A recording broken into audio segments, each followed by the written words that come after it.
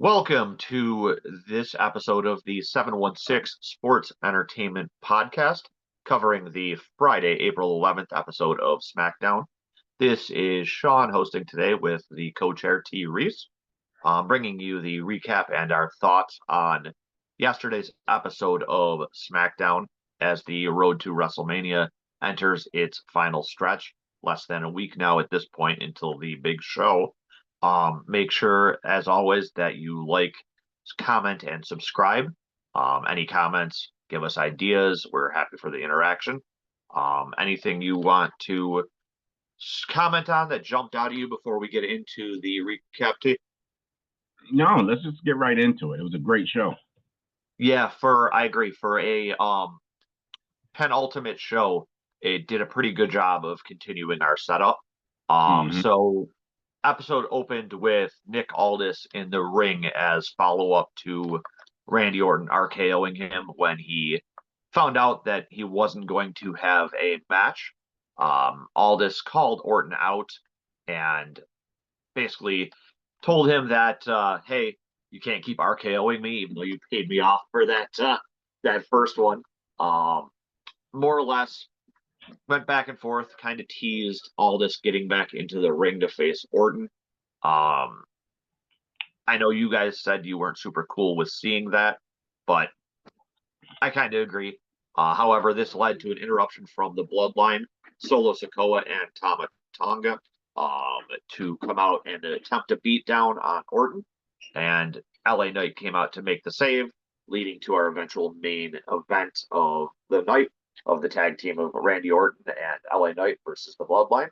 Your thoughts on this opening segment?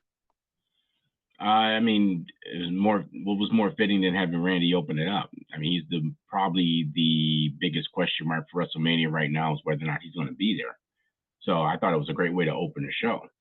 Obviously, he did the whole Aldis thing, and I know that you said that you had said earlier this week that you believe that he's going to wrestle Aldis at WrestleMania. I don't think he's going to wrestle Aldis. I think he will. It's going to be a bloodline wrestle, but I think Aldis is going to cost him the match.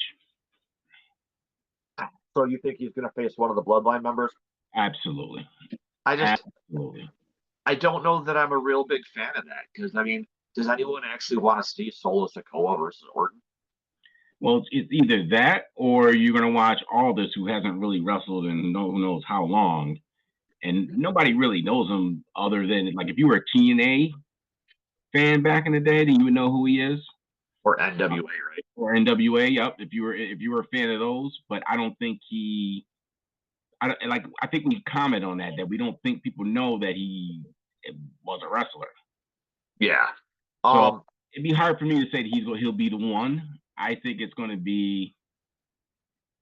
I think he's going to wrestle Solo, and I think Aldis is going to somehow cost Randy the match against him. So he's going to have a feud with Aldis and the Bloodline. I mean, I could see that. I mean, I'm really not super hyped on it potentially being Solo as an opponent. I'd almost rather that it was how you mentioned potentially being one of the returning people. Like at this point, I'd be okay with a Malachi Black. I mean, I know we got another vignette during the show teasing what was most likely him. So maybe that will be what saves this match. Or maybe that's what he does on SmackDown. Maybe he says, "Oh, I got a surprise person who we're going to introduce right now, and you're going to face at WrestleMania." I think that would be the route that I personally would like the most. Like I said, as cool as I think it would be for it to be Aldis or even like Joe Hendry showing up, with them announcing Hendry's potential rotator cuff injury, I don't know that my hope is there for that. I feel like the best option is your prediction of a returning star. And I think the way you just mentioned is the perfect way for them to do it.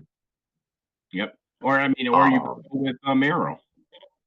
Yeah. I mean, any of those guys, I'm sure will get a great match out of Orton. And like Orton said in his comments, this would be his 20th WrestleMania. It would be crazy for him to not be on the card. Right. And also, like I Um, think that what you call it, he very well, no matter who he has in the ring, I think all this is going to cost Randy the match. I didn't think about that, but I think that it wouldn't surprise me because then they could continue a feud between him and Aldis for a while, with Mm-hmm. Aldis putting him in like goofy matches. Mm-hmm. Um, and then, like I said, this set up our main event of Orton and Knight versus the Bloodline because, of course, LA Knight came out to save him with his issues for the Bloodline going on. Um, I will say all this tag team stuff going on SmackDown greatly reminds me of the Teddy Long days of Mm-hmm. here's a tag match, here's a tag match, everyone Mm-hmm. gets a tag match. But speaking of tag matches, leads right into our first actual match of the night, which was the gauntlet match for the women's tag #1 contendership. We have the thrown together team of Bailey and Lyra Valkyria after their match on Monday, going up against first they faced Zoe and Shayna Baszler. Um, Not a bad opening part to the match. They advanced with Lyra Valkyria rolling up Baszler for the win for the pin. Next was Natalia and Maxine Dupree. I think the bigger story for those two was Maxine trying to impress Natalia. Um, she tried for that sharpshooter, Mm-hmm. only to get a little bit too excited doing it and have that get rolled over into a pin. That brought out the Party Girls, who were the first one that I think Lyra and Bailey really struggle against. Mm-hmm. I mean, they hit their finisher almost right away. Luckily, they were able to reverse a Hurricane Rana into Lyra's finisher, bringing out Mishin and BFAB, which, I mean, we know what to expect out of those two. At this point, it seemed like a given. Bailey and Lyra were fighting their way through all of it. Mm-hmm. The final team was Piper Niven and Alba Fire. And I know you and I were talking about this outside of it, that we're not sure what was going on with Piper Niven there, but Mm-hmm. she definitely seemed like she was not all quite there during the match. And of course, Bailey and Lyra pulled out the win, so they will be facing Liv and Raquel at Mania.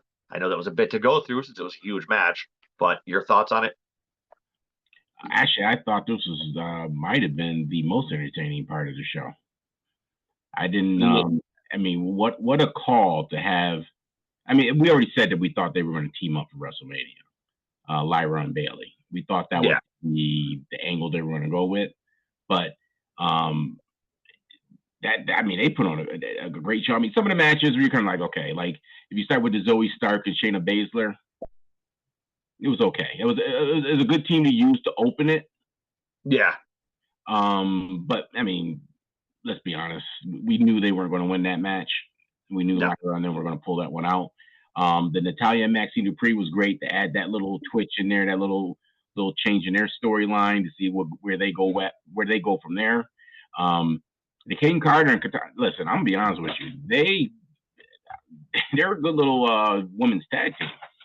I mean, the Party Girls. yeah, they're a really good women's tag team. I mean, they do all kinds of crazy stuff like the handstand. Yep, Uh, uh, what's her face? the keg stand. Did, yeah, the keg stand. I mean, like, how often do you see that? You don't. And it was great. I mean, they were pulling off all kind of like luchador moves. So they actually put on the best show out of all the matches.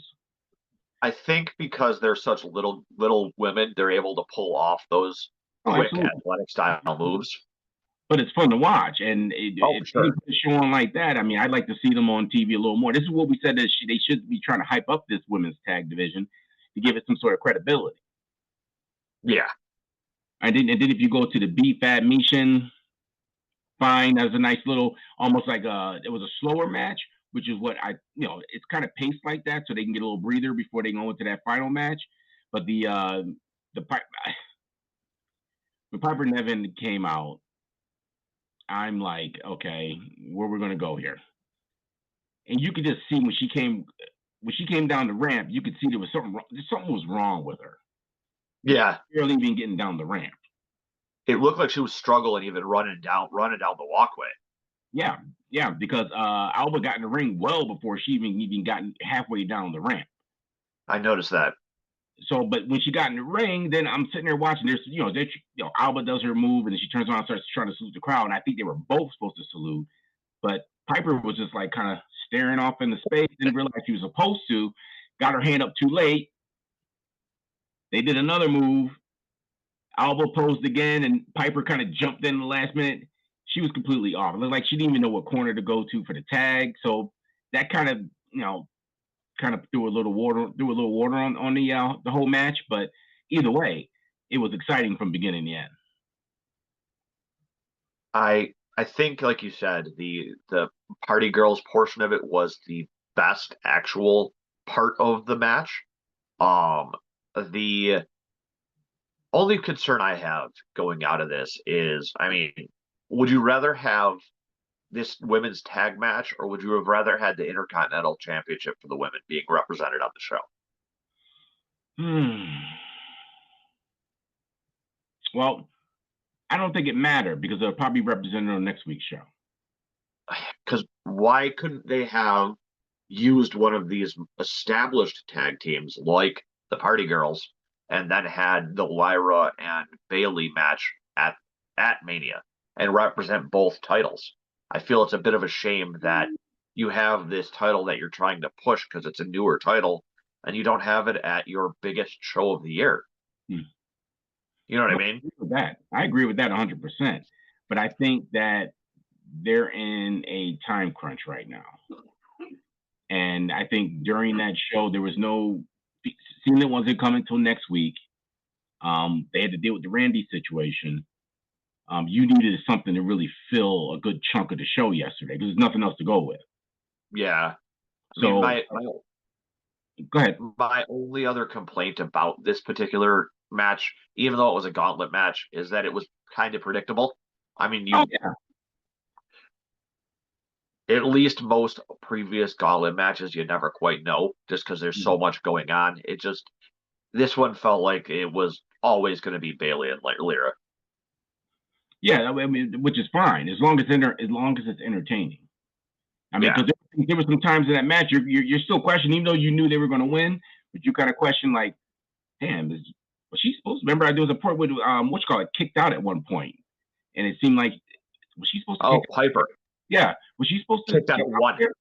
Yeah, and we were questioning that. So no, it was fine because it was entertaining. Because they did do it so well that you almost did have a thought that maybe they're not going to win this.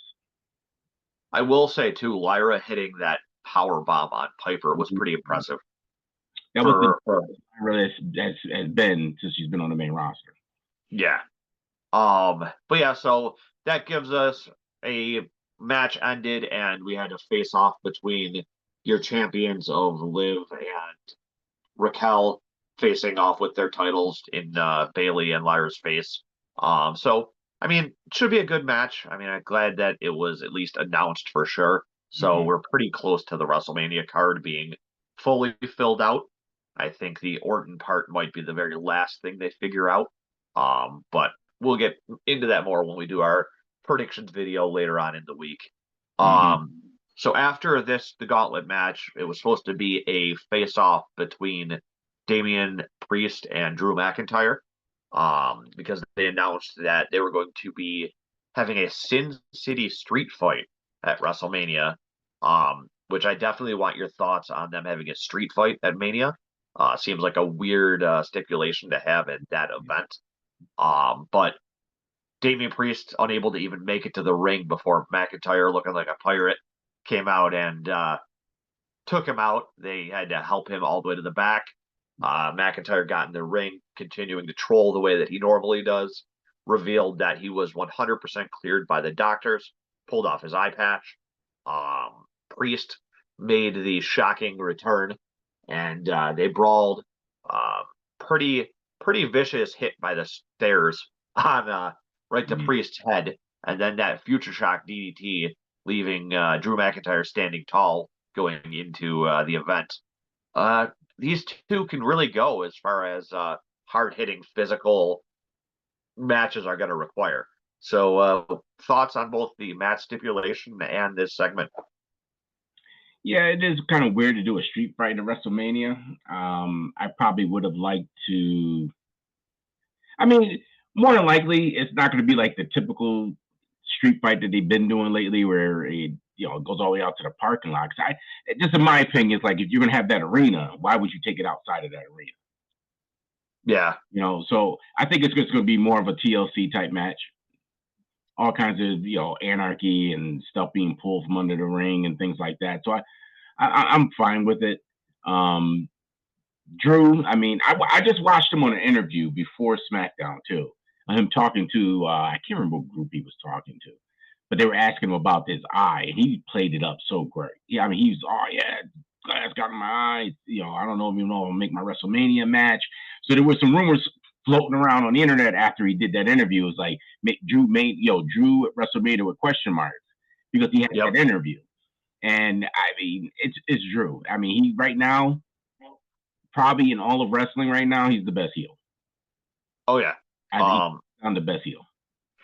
Drew McIntyre, and when he came back from his sojourn away from WWE, has been, I think he's another one similar to Cody Rhodes, where he needed to leave in order to find who he wanted to be as a wrestler. As a face when he first came, or technically, I think he was a heel when he first came back for a little while, but he won the title, and then ever since he became a heel afterwards, has been probably one of their all stars. I would put him right up in the top three, him and Cody, as far as people carrying this company with their work. Um, the one hope I have personally for this Sin City street fight is that somebody gets hit with a slot machine and it breaks open, and you see people running around for all the money. Great if I they think it'd be great if they could pour it into a casino. It would be cool. I will say that. I mean, you and I have been to Vegas. We saw that they have slot machines like everywhere, even not in the casinos there. So I wouldn't be surprised. Exactly. I wouldn't be surprised if there were slot machines in the arena. Yeah, actually might be part of the the whole dressing of the arena. So I'm pretty sure you might be right. They might have slot machines. I'm pretty sure Drew is going to probably get tossed into one. as long as one of them does. I think that they're a pretty good pair up too for this type of match. I like the storyline they're telling. I think that the whole Drew blaming Priest for costing him going all the way back to Mania, and the fact that they have that built-in year-long story, even though they weren't feuding for the entire year, I think that makes for some pretty compelling television too. Well, this is the difference from when Vince isn't there, because there's seeds that are planted over the year that they can always go back to. Yeah. And when Vince was under, remember, it was just like, Vince would change the shows like 2 minutes before it's supposed to walk out into the ring. Yep. And it was like Vince had real bad ADD when it came to it. Like, you'd have storylines that were started and just never finished. Yep. Which was too bad because. But that's why some of their, there was more talking when Vince was in charge than wrestling. Yeah. And that's because he didn't plant any seeds. He needed to eat up time because he was making these small, short-term storylines, changing stuff last minute that you can't get a real feel for any type of storylines because of that. Yeah, it was all like last-minute decisions. I will say too that the fact that under this new regime with Triple H, we can hopefully at least count on this match being more on the brutal side than it would have been. I mean, we've seen how Drew bleeds after being in that Hell in a Cell match. I don't think either of these men are going to walk away unscathed from this match. Well, that's what I thought too. I'm like, which one's going to bleed in this one? Yeah, it's probably Drew, but I just this is a tough one though for me to pick, so I'm going to be thinking about it for a few days. Well, I'll be honest with you. I think maybe it might be Damon. He hasn't bled yet on TV yet. It'll be a nice swerve for everybody to see something they haven't seen before. I think that the thing that's going to be big for it is seeing who ends up standing tall next Friday on the show before Mania. Might give us a hint on who is going to be our eventual winner there. But yeah, so Drew ended up standing tall this time. We went from this segment into our next luchador match featuring Phoenix and Berto, because the hum is apparently too much to have on his name. Um, they did set this up last week when they showed Umberto in back with Legato, basically trash talking Phoenix, saying, "Oh, he's not that great." So I think it was Escobar who got this match set up correct for him. Um, and so great hard hitting match. Not gonna lie, they gave Berto way more offense than I would have expected Hmm. for how new Phoenix is. Hmm. There were several points there where I legitimately thought Phoenix might lose. Like it was that close on some of these moves. Phoenix ended up winning with the Mexican Muscle Buster, Hmm. the MMB as I think it should be called from now on. Nice to see that move being used again with Samoa Joe gone. Um, After the match, Santos Escobar came out, basically tried to show respect to Phoenix, uh, Hmm. tried to make his team do the same. Both of them more or less refused. I will say I love the enthusiasm by Phoenix when he wins and the way he hugs the referee. Um, but then afterwards led to a backstage segment where Escobar called out Berto again for his sort of disgraceful actions there. And then Andrade came up and basically tried to up talk Berto and wondering if this is going to be leading towards that rumored Andrade Phoenix feud that they were talking about. I can see them lining that up, but the underlying portion is to what seeds are they planting right now as well. Because with the Berto, getting out of the ring, disgruntled. Well, first let me say this: if anybody didn't watch any of SmackDown, at least watch this match and the Gauntlet match. Oh, yeah. Phoenix, I mean, he put on a show. And the reason why they let Berto put on some more offensive maneuvers is they're familiar with luchador wrestling is very familiar for them. So Yeah. if you haven't done any type of lucha wrestling style, it's really difficult to get a match the way they had it. It's not gonna be smooth. I mean, that was smooth. There was no hiccups in that match. No matter what move was done in it, it was pulled off without any problems.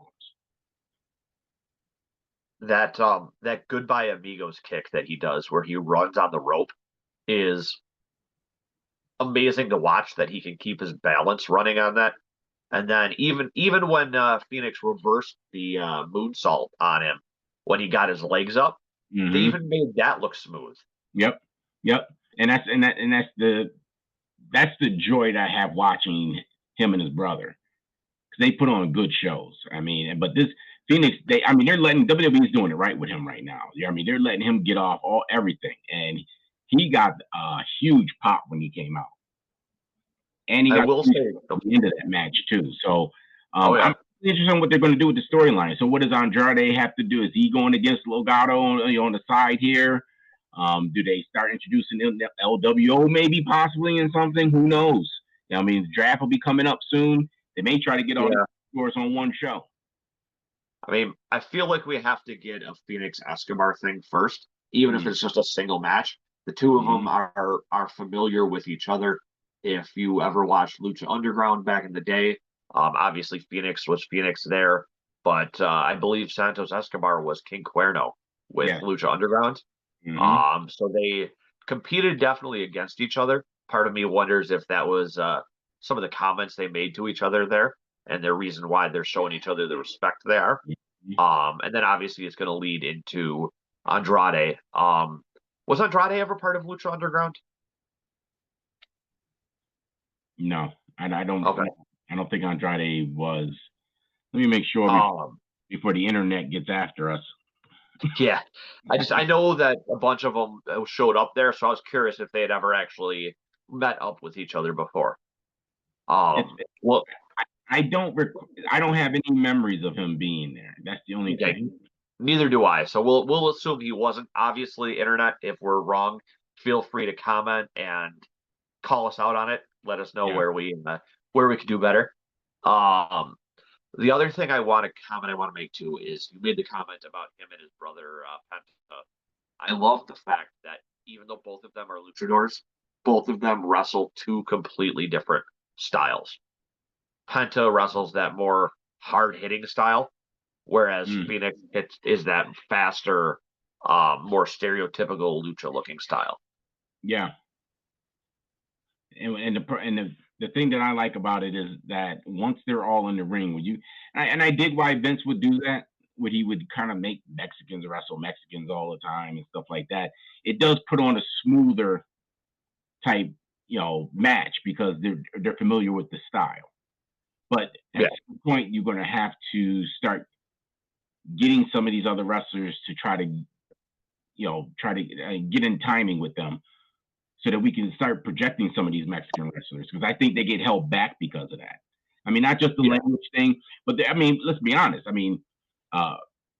Phoenix, they're letting them talk. They're letting them speak. Even when he does the goodbye amigo, he says it when he does it. He runs over the ring and says, goodbye amigo, and he kicks. Yep. Name another wrestler that has done that, where you're calling out your move as you're doing it. Very few and far between. And not to mention, you're running up a ring, you're running up ropes to do it. Yeah. Like I said, he's a superior talent. I really hope that they can try and get him involved, him and his brother, get them involved in some real interesting storylines. So it's not just about them being in ring, but you can also get something you can hold on to with those guys. And like you said, when he hugs the referee, that endears him to fans. Yep. Now you want to root for him. The only problem with Phoenix, though, is that I have a hard time ever seeing him as a heel, just because of what a happy person he comes across as. Yeah. Well, you're right, because he wasn't really a heel in Luchador and in Lucha Underground. No, he came back from the dead, and that was the closest he was to a heel. Yeah. So I get that. That's fine. But that's what grows characters. There's people who become heels that we never thought would become heels, and they're great at it. Yeah. Look at us. Look at John Cena as a heel. So. Well, don't forget now, John Cena was kind of an anti when he first came out. Don't forget. Yeah, but so few people remember that. True. Everyone forgets that the man has his doctorate in thugonomics. Thugonomics. I'm trying to look at. I can't find anything that says he was in. Okay, so we'll stick with the that he most likely wasn't. Yeah. But if I can't confirm it. Like I said, if the internet wants to call us out on it, we are more than happy to be called out on it. Just when you do comment, make sure you subscribe, and hit that notification button too. There you go.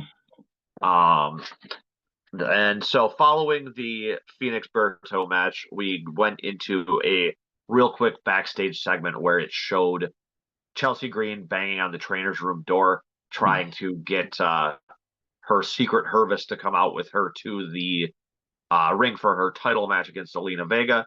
And Zelina Vega, looking like her usual gamer self, showing up and insulting her.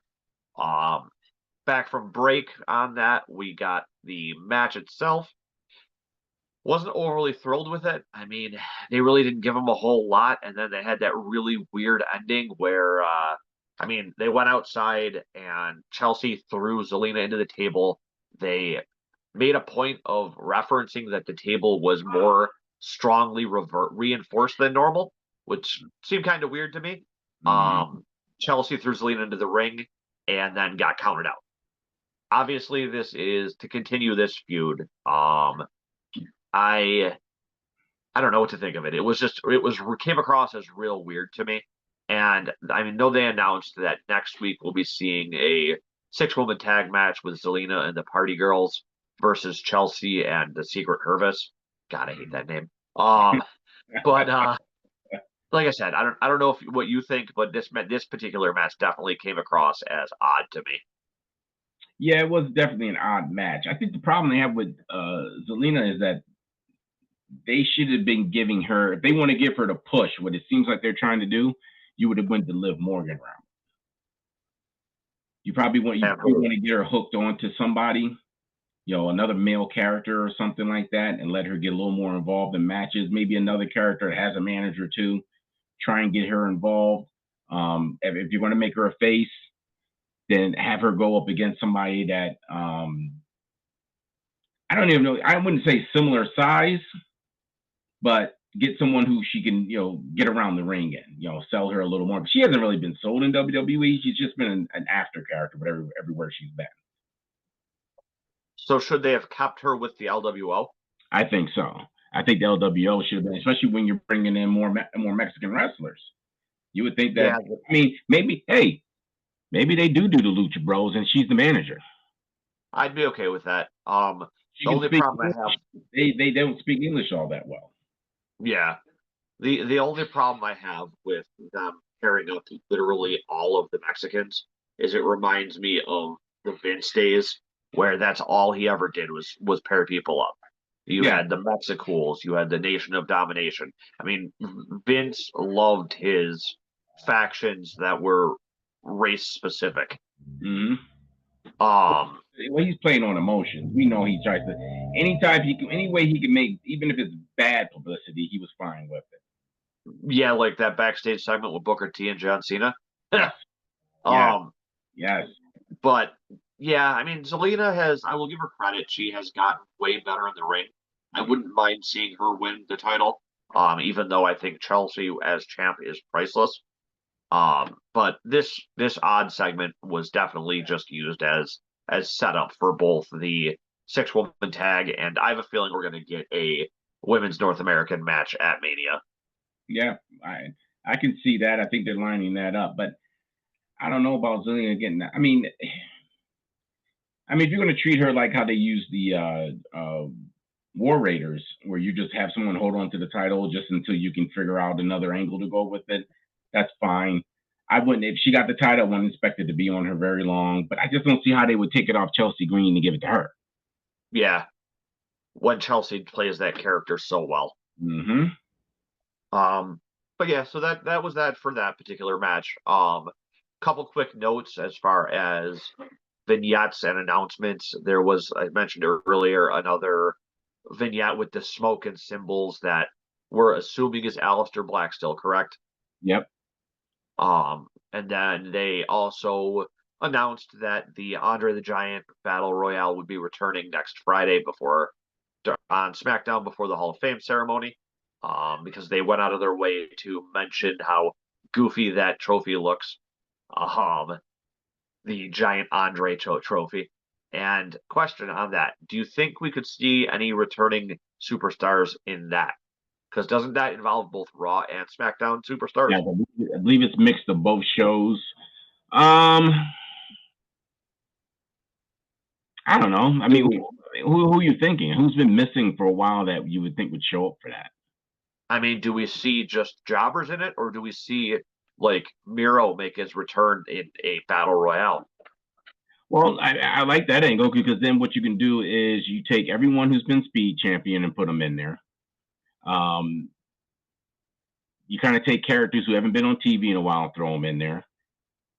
And then what if you brought in Miro at the as the last person to be introduced into the ring? Who comes in and dominates? Let him clear everybody. Yep. I like that was my thought. But isn't when is that airing? That's on Friday. It's during SmackDown. Do you do it? Do you do a debut or a return on that show? I mean, I feel like that would be an okay spot to do it if you only did it for like one person. Honestly, you know who I'm expecting to see during it? Doesn't the Mania kind of flatten it out though after that? Because then after that, no one will be talking about Miro. They'll be talking more about the results of WrestleMania. Yeah, true. So then I guess we think that it'll be the normal everybody jobbers and like an almost return. Yeah, probably. I mean, they probably might throw Braun Strowman in there just to win it, to throw everybody out the ring. It's not going to be I'm going to tell you that, but they're going to probably get another big wrestler and throw him in there. I mean, even if you did something with the White Six, yeah, have them make a return. Yeah, because they are. Keep in mind, everybody, that the Wyatt Six hasn't been seen since I believe Dexter Lumis got injured. Yep. So they've held them off TV, other than some teases during Alexa Bliss segments before she disappeared. Mm-hmm. Or I mean, Uh, maybe you bring Alexa Bliss just to do it. Just bring her in and let her do some sort of vignette and now she's running them and she makes them go in the ring and clear everybody out. yeah, Nobody cares and, about that match. Nobody really cares. no, the Andre Battle Royale is almost as big of just a time waster as that Saudi Rumble they did. But yeah, just wanted to pick your mind on that. Well, it was when it was since it was announced. Um, Following that, we went back out to the ring and we saw that all of the historic WWE titles were all aligned in the ring with Cody's belt in the middle. For Cody to come out and talk about the history of each belt, got a real nice pop for mentioning Eddie. Um, and I don't know, it was an okay segment to me. I liked the fact that he talked about what they all meant. I liked his comment about how Cena's time was up, his time was now, but who knows what the future will bring. I think that personally, we still need to see The Rock. I would have liked to see a segment where maybe Dwayne interrupted and was Yeah. like, none of those titles really matter. Um, or even I know Cena's advertised for next week, but it's 2 weeks out. Like, we're in that home stretch. I don't know what your thoughts are, but I think we could have used a little bit more. Well, I think we're already guaranteed. Well, obviously we're guaranteed for Cena to be there, but I think this kind of guarantees that right before Mania, there's going to be a tussle between them two. Yeah. They haven't done. I mean, they haven't really done it all yet, but I think there's going to be some sort of tussle between the two, at least leading up to WrestleMania. Cody was Cody. I mean, fantastic talker on the microphone. He hit on a lot of things, pertaining to the belts and what this match means to him. I thought it was perfect. I mean, that's fine. If Cena couldn't make the show, let Cody get in there, say a few things, get him out the ring. But I think this is lining up for Cena to come back with his statement this week. You know what would be interesting? I wouldn't put Cody Rhodes on Friday's SmackDown this week. Just have Cena. Yep, I just have Cena. Even though it's the last SmackDown. Mm-hmm. Yep, and then at some point you let them get into their little tussle before the match, and then now you're getting everybody all hyped up for it.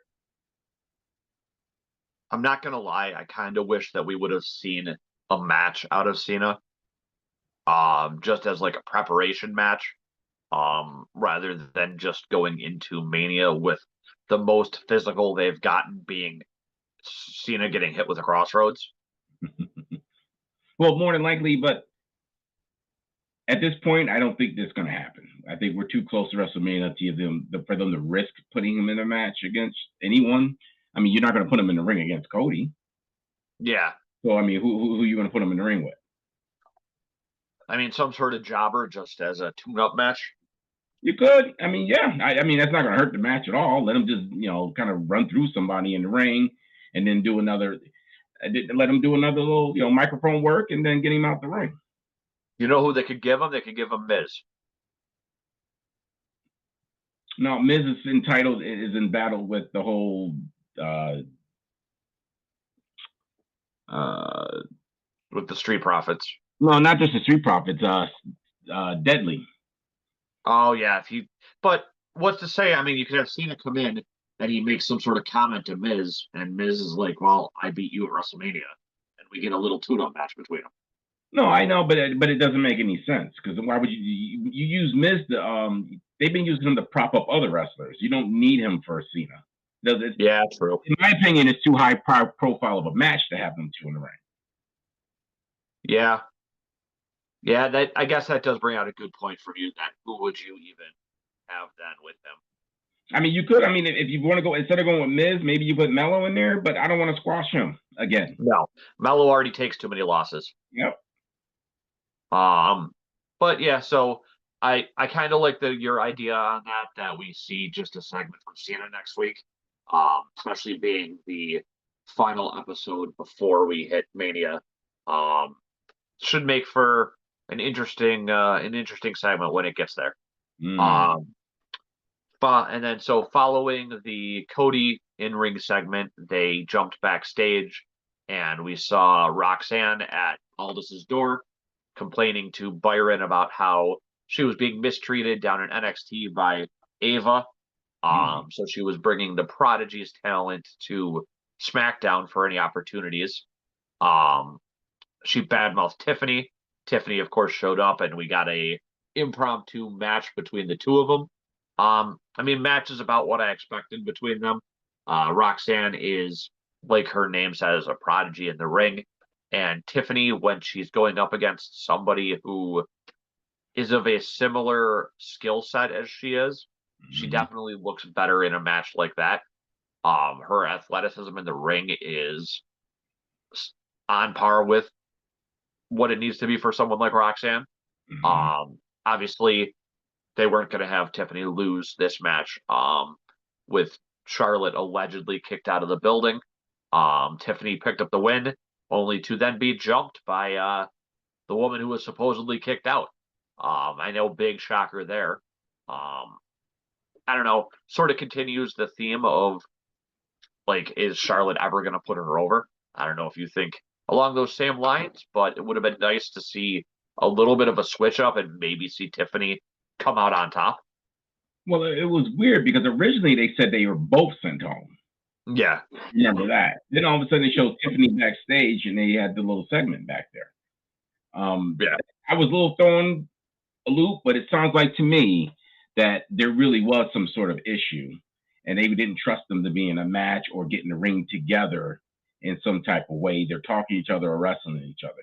Because if you notice, first let me say Tiffany didn't look, she looked better than she's ever looked in that match Yeah. been on the roster. So she needs to start.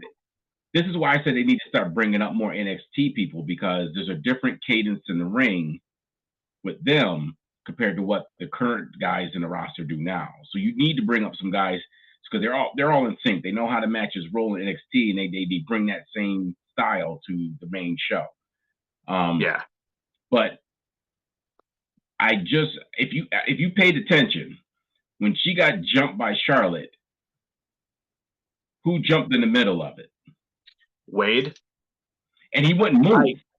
No, I actually wrote that in my notes that I really like how they're utilizing Barrett for this.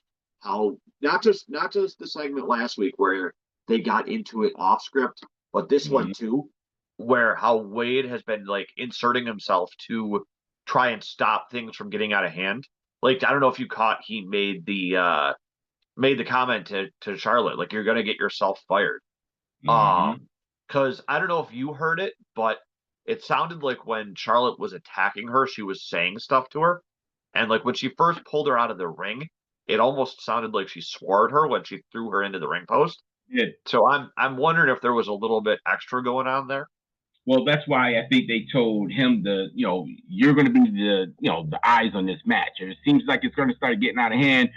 We'll allow you to intervene. We'll play it along with the commentating table and whatnot because she only did a couple of things to her. And you've seen she was about to go right back at her and he jumped in there. Wade jumped in there. And if you looked at Charlotte, she looked shocked that he was standing there and wouldn't move. Because normally in those situations, they shove him out the way and they go right back at him. Yep. She tried to move him. He wasn't budging. So I'm pretty sure So he's told, you make sure that it doesn't get out of hand.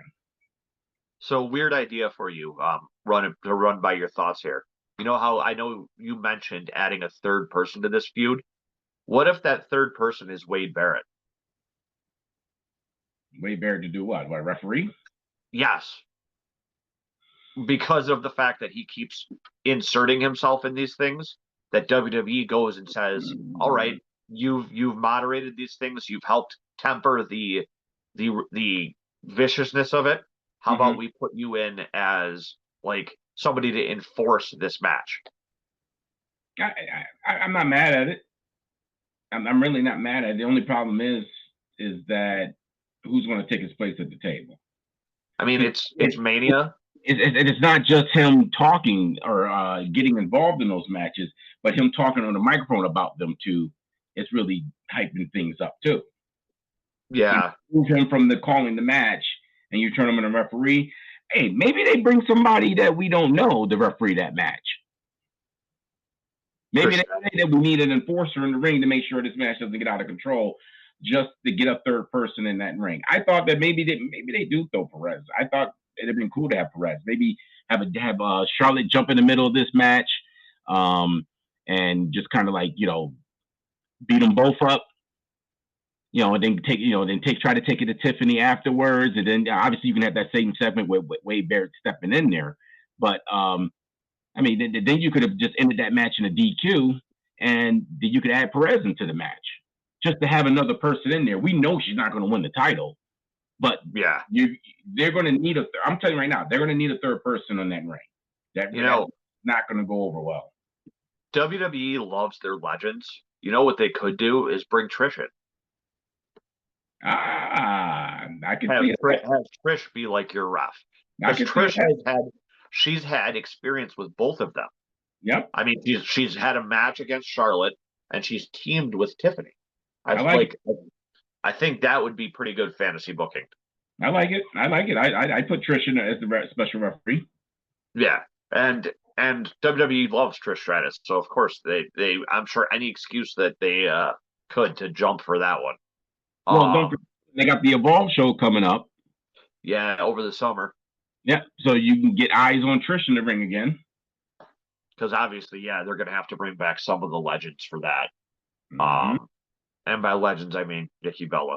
But yeah, no. So I mean, like I said, my big thing out of this was, again, Charlotte, though, coming out on top in the scrum. I would like to see Tiffany come out just once. Give us a little bit of hope that she could maybe pull off an upset. Being beat down every week doesn't give any hope. But that's always been her MO. I mean, she never gets squashed anywhere. She never gets fully jumped by anybody. She's always on her feet by the end of it all. Yeah. So not like she's ever. This is typical Charlotte and booking by WWE with her, which is why she gets booed. And this is why I don't understand why. I mean, I understand why WWE keeps pushing her out there, only because it's Ric Flair's daughter. That's the only reason why she keeps getting shoved in front of the camera. And she could take it's that last name. hiatuses off of TV, come back, wrestle for a couple of months, and disappear again. I at this point, I'm gonna be honest with you, WWE doesn't need her. There was a time that they needed her. They don't need her right now. Yeah. I mean, they have enough other talented and both in the ring and on the mic women. I mean, that was one thing Charlotte had, was that you could count on her to look good in the ring and be good on the microphone. WWE has enough talented women now that they can get away with not having to need her. But I guess we'll wait and see how exactly they handle the Charlotte Flair squash match at Mania. But after that, the only thing that was left for the night was your main event of Randy Orton and LA Knight versus the Bloodline. I mean, honestly, the Bloodline matches all go the exact same way, where there's interference, someone wanders off.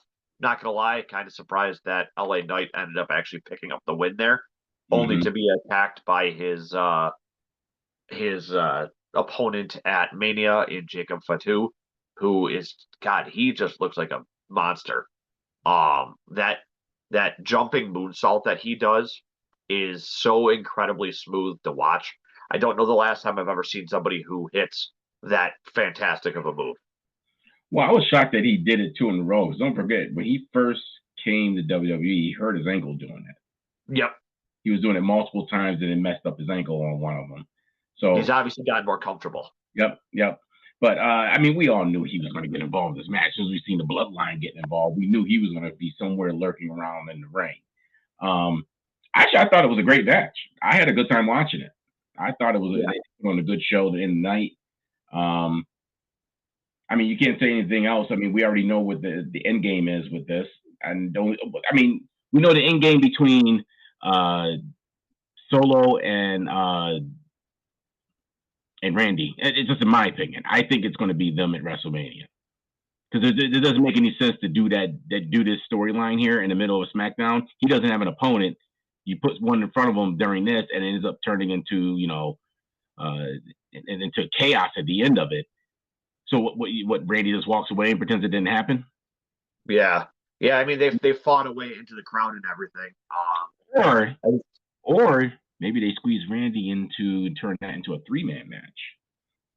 Fatu, with Fatu, or 4 more match. Fatu, Solo, Randy, LA Knight. See, that is a match that I could get behind. Mm-hmm. And I mean, Randy's had all this talk about the voices in his head being back. I really like that, and I really think they could utilize that as an excuse. And I think Mm-hmm. your thought there is a match I could really get behind. I Yeah. mean, he Orton can go with pretty much everybody. Mm-hmm. I mean, Solo can put on a decent match when he's paired with the right people. Knight's charisma pretty much carries him everywhere, Mm-hmm. and Fatu is just has that freakish athleticism for being a strangely shaped man. Mm-hmm. Um, It's like a I just typical Samoan. yeah, but not quite as heavy as a lot of the bigger ones. No, Um, I mean, they come in that size and they come even taller. yeah. Like as a main event, I was a little surprised it didn't end in a DQ. But it wasn't a bad event, and it got us where we needed to. Got LA Knight with Fatu, and keeps the question raised as to who Orton's going to be facing. Well, and we have one more week to get that actual confirmation on whether or not it's going to be Solo. Um, Overall thoughts on the night? Yeah, it was a good night. And I mean, even if they don't do a 4, at least they're going to go with 3. I think it's going to be either one of those two. And Yeah, I think it's going to be Randy tossed into that match after what just happened. Bloodline will come out at some point trying to get involved in it, and they're going to allow him. They're going to allow Fatu to win it. They're going to allow him to win it because they're going to get involved. the I think that this episode of SmackDown did a pretty good job of advancing the feuds that were left before Mania. Mm-hmm. The matches that were there, I mean that gauntlet match took up a pretty significant portion of the night. And like you said, it was a really good match. If we had to recommend anybody go back and watch the gauntlet match and watch the Phoenix match, both of which were very good. I give the overall show probably a 3.5 out of 5. I enjoyed it, and I'm still not as excited as have been in the past for Mania, but it's definitely revved up a little bit more than it was. Yeah, I agree with the 3.5 stars. I think we're in full agreement with that. I think if, like I said, there's still some question marks out there. Obviously, the Randy situation. When will we see Cena in the winter? And actually, is he going to actually get in the ring at some point?